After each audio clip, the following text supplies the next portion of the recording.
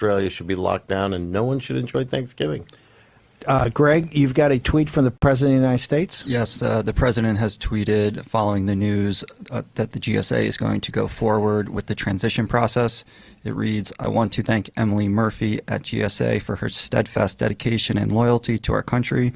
She has been harassed, threatened, and abused, and I do not want to see this happen to her, her family, or employees of GSA. Our case strongly continues. We will keep up the good fight, and I believe we will prevail. Nevertheless, in the best interest of our country, I am recommending that Emily and her team do what needs to be done with regard to initial protocols, and I have told my team to do the same." Our guest now is Jana Bianco from the American Bondholders Foundation and one of the deplorables who is a big supporter of President Trump. How does that tweet? How do you respond to that tweet and the fact that the president's given the GSA authority to go ahead and start a transition process? Well, I think he's just trying to appease so many on the left. I don't approve of it. I don't agree with it. I think he's just trying to make light of the current circumstances with the staff and the pressures that they are under. I know in his heart and that of all the deplorables out there, me being a proud one,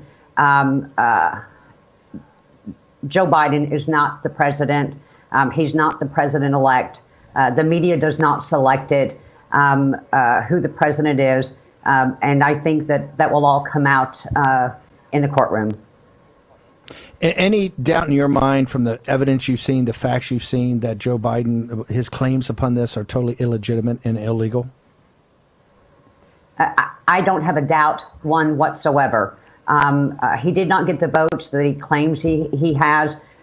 They are trying to steal this election. There's no doubt in my mind. And the 70+ million Americans deplorables that voted for President Trump to remain in office another 4 years, they know it as well.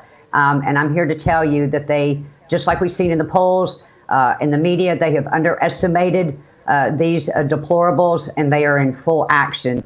The truth is coming out. The facts are coming out. Whether the left media wants to announce it or not, I mean, we can go back to old school. The message, the information, it will get out. Whether they ban us from Facebook or Twitter, or whether the mainstream media of CNN, CNBC, etc., want to put the truth out. The deplorables know the truth, and we will put it out to the world.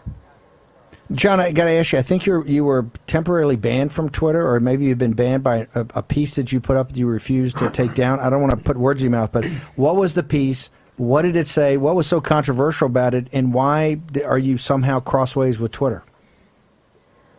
Well, first of all, anybody and everybody who speaks out against the Chinese Communist Party or their little minions that they have around the world will be censored. I mean, we've seen it over and over, whether it's War Room or whether it's me or anybody else. I had read an article about that G News, our dear friend Miles, had put out regarding the ties and the association to Dominion. And in fact, I'll hold it up. I printed it off. This is it right here. Don't know if you can see it. But it was the G News, the link between Dominion, Sequoia, Smartmatic, and the Chinese Communist Party. The Chinese Communist Party, as we know, is ruthless. They hate this president. They hate freedom. They hate what we stand for. And they've done everything to try to destroy that and take that down. Their fingerprints are all over this election and the corruption and the fraud that we've seen. I stand behind Sidney Powell's representations, and all 70+ million deplorables need to do the same, as well as standing behind Rudy. They're going at this under a 2-avenue approach, and we will be successful. With that said, I posted that article because it's in very, very detailed, categorized of who's who and what's what, and it names the names and how they're involved in the U.S.'s election. And it got banned. And so then I was put in the Twitter jail timeout for 8 hours, and that extended to 12 hours. And now permanently, either I agree to remove that post, otherwise it's a permanent ban. So I'm carrying the badge of honor to be a permanently banned Twitter person. And Jack, I have a message for you. You can ban us all you want, but the 70+ million deplorables out there have abandoned you. And more to come. And we will get our message out. We don't need your platform any longer. You're going to go down in flames, my friend. And all the billions of dollars that you think you have will be in the pockets of the deplorables when we own your ass. Do you understand? One last thing. What is it about? Does Twitter, anybody come back to you, or has the left, anybody come back and said what's their problem with the article, or is there specific details that they think are wrong and should be changed? Has anybody come back and question pieces in the article to you or to anybody else? No, they just say that I violated Twitter rules with the article, and I have to agree to remove the article. They consider it, if you look at the Twitter rules, they consider it false and fictitious information.